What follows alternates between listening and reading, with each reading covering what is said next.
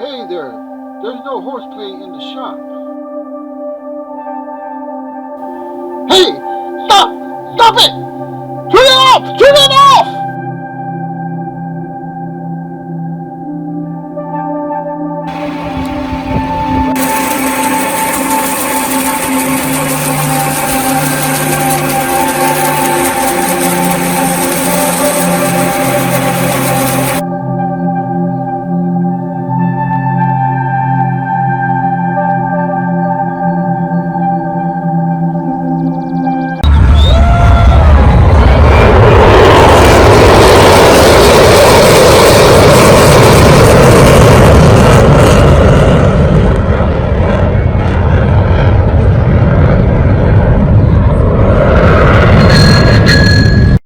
Welcome to the main show. Here you see me spinning the shaft here. What I'm doing here is indicating the shaft at the tailstock.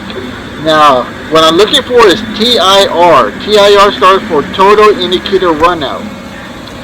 Now if the center on that shaft, it runs out, you have to shim the center.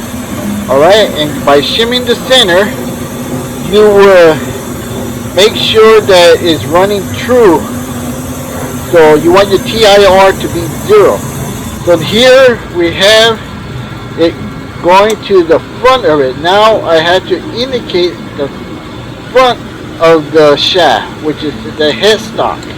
And basically here I'm doing the same thing I just did at the tailstock.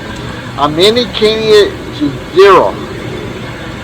As you see here, I'm bringing the indicator to the shaft. Then you will spin it. Once you indicate the shaft to 0, you set your DRO, the digital readout, to 0. Then you want to touch off on the horizontal side of the shaft, not the top of it where you indicate it, but on the side of it. 0 it, and then walk the carriage all the way back to the tailstock. And you need to do the same thing at the exact same dimension as the headstock. That's why we 0 our DRO. Now, you see me here? I'm going to touch it exactly the same spot at the same OD dimension. And take a look at the center. You'll see the shim that has been shimmed. Alright, here we're looking at the DRO. You used to see we're off by 31,000. And then we need to move our cross slide to 0 on the DRO. And then whatever's showing on the indicator tells you what your offset is. So the shaft is not straight. You see here, I'm going back down to 0, same as the headstock. Remember, we 0 it up from the headstock. Now here's 0. Now let's take a look at the indicator, and this will tell us what the taper is. And you can see here it's off by 3,000. So basically what we do is divide that by 2, and that will leave us 1.5. Then we need to adjust the tailstock. So here, you see I have the Allen wrench in the tailstock adjustment screw. I'm going to go counterclockwise until the indicator reads 1.5, making it 0. And there you see, it's 0. Now we have to go back to the front of the chuck and verify that it still remains at 0 on the DRO.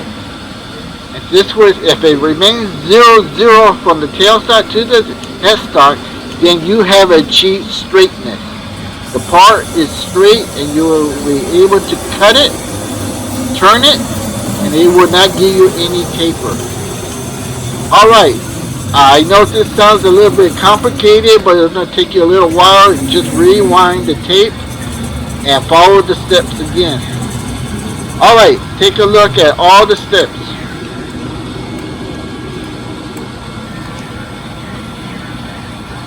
Alright, here you see me, I'm going to take a cut And what I'm doing here is something called a crown. A crown is where the two edges are smaller diameter than the center. The center is larger than the two edges. And this has a 7,000 crown. So that means it's 7,000 larger in the center than the both edge. So this is why we need to have this perfectly straight before we even start cutting. Alright, you can see how nice and smooth everything's working out. And we're using here a sharp 60-degree cutter tool bit that's custom made. And here's a good shot of it. And it's carbide-tipped. Alright. Thank you for watching. And please be sure to hit that like button and ask me questions in the comment section below. Alright, thank you so much. Alright, I'm doing my part of making videos, but you're not doing your part of leaving me questions, comments, or anything else. So if you don't want to do that, you can kiss and lick my... I feel nauseous, believe me. Never had a lot of shit come easy. Had to work hard, struggle just to be me. Had to rise up just so they could see me. Did what I had to do just to feed me. And what was left over I put towards my dreaming.